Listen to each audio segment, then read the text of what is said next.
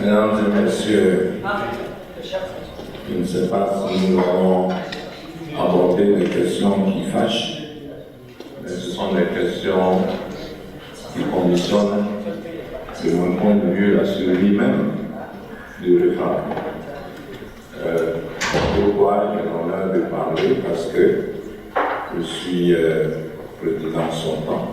Nous avons passé le relais à la Suisse et à la Tunisie, donc à Genève.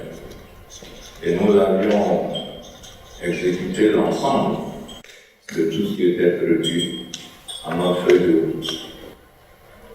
Cela est important, mais nous ne l'avons pas fait seul. Sans la Tunisie, sans le Maroc et quelques autres, nous n'aurions pas pu exécuter notre feuille de route. Voyez-vous, je regardais dans la salle et je me disais pourquoi la salle est clairsemée et pourquoi il n'y a pas plus de président. Alors que c'est le point clé. Je dirais, depuis que nous sommes arrivés, nous avons parlé de questions générales. Mais la question essentielle de l'avenir, où les présidents ont un grand rôle à jouer, je constate que, pour des motifs tout à fait justifiés, par exemple une panne d'oreiller, certains ont eu des pannes d'oreiller, n'ont pas pu venir à cette séance qui est pourtant extrêmement importante. Et pour moi, c'est le reflet de ce qui se passe parfois aux réformes. Une sorte d'adhésion en apparence, mais qui ne se traduit pas toujours par une implication véritable. Si nous faisons un pointage, vous verrez que beaucoup de présidents sont absents. Je pense que c'est une anomalie. Tout à l'heure, nous sommes en train de nous livrer à cet exercice de brainstorming, qui est un exercice très intéressant, connu des managers, qu'on appelle la méthode Kaji, du nom de son inventeur, qui est un japonais d'ailleurs, Jiro Kawakita, qui a inventé cette méthode. C'est un ethnologue depuis les années 60. Donc cette méthode Kaji qu'on est en train de pratiquer, que certains appellent aussi le diagramme des affinités, et ça permet de voir les convergences et de mettre le curseur sur les priorités. Mais une fois qu'on a dit ça, une fois qu'on a fait ça, parce qu'on l'a réalisé en mêmes occasions, il reste l'implication personnelle et individuelle. Est-ce que le référendum est nécessaire? Est-ce que nous en avons besoin? C'est vrai, on l'oublie souvent. L'idée du référendum est née à Ouaga. C'était une proposition de M. Luc Adolphe Thiao qui a proposé cela. Donc il ne s'agit pas d'une machine qui a été fabriquée et qui a été imposée. Il est vrai que nous avons hérité de quelques tares congénitales du référendum, parce qu'on n'a jamais réglé la question de son statut véritable. On s'est contenté de dire c'est un des réseaux de la francophonie. Tout le monde peut y adhérer. Jamais on n'a parlé de cotisation. Ce n'est peut-être pas plus mal. Mais nous en sommes arrivés à un point aujourd'hui où il nous faut véritablement réfléchir sur une ingénierie financière qui permettrait, n'est-ce pas, de pérenniser, si nous en avons besoin, les actions de référendum. Nous savons que rien ne remplace l'engagement individuel. J'ai vu comment la Tunisie a déjà organisé une réunion sur l'avenir des médias publics et nous sommes encore là. J'ai vu que le Maroc a organisé un certain nombre de choses, y compris sur l'archivage, sur beaucoup de choses. Je suis convaincu que tous les pays peuvent apporter leur input, mais il faut une véritable volonté. Je conclue en disant qu'on avait même prévu qu'une seule activité, une même activité puisse être organisée conjointement par les pays. Et puis, il nous faut élargir notre base des collectes de fonds. Le monde est vaste, l'OIF s'élargit à de plus en plus de contraintes, mais il existe aussi bien du côté de l'UNESCO, de l'OCDE, un certain nombre de personnes qui, sans tenir compte des divisions linguistiques, voient que nos objectifs sont nobles et donc peuvent contribuer au financement. Mais tout cela dépend de notre engagement personnel et individuel. Malheureusement, moi je constate que nous ne sommes pas suffisamment impliqués. Nous sommes très heureux d'être invités, mais parfois, alors qu'il ne s'agit pas d'une question de moyens, on ne propose pas.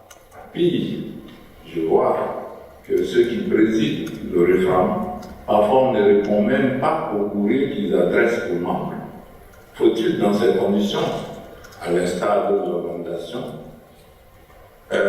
désigner des points focaux du référendum dans chacune de nos instances? Je suis quelqu'un qui est sur le départ, certains d'entre vous le savent, mais je peux vous dire que le référendum apporte beaucoup, y compris aux institutions qui organisent.